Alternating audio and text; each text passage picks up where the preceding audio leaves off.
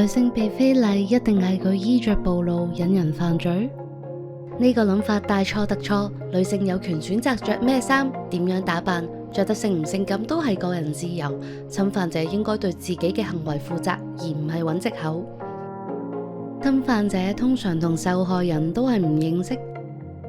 根據風雨蘭嘅受助人統計數字反映，有80% 侵犯者同受害人係相識嘅，當中包括朋友或者親人。不論係婚姻關係、戀愛關係、相識關係或者陌生關係，任何罔顧對方意願、強迫進行嘅性接觸，都屬於性暴力行為。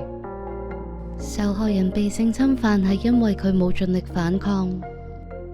受害人會喺驚慌同埋自身安危受到威脅嘅情況之下，未能作出即時嘅反抗，甚至出現身體僵直或者解離嘅狀況，所以唔應該因為受害人冇作出反抗而去指責佢。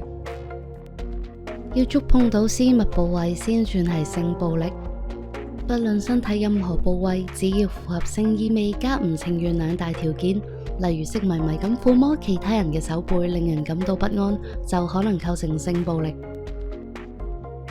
我哋有各種預防性暴力嘅教育活動、培訓及資源，請到我哋嘅網站瀏覽同埋查詢啦。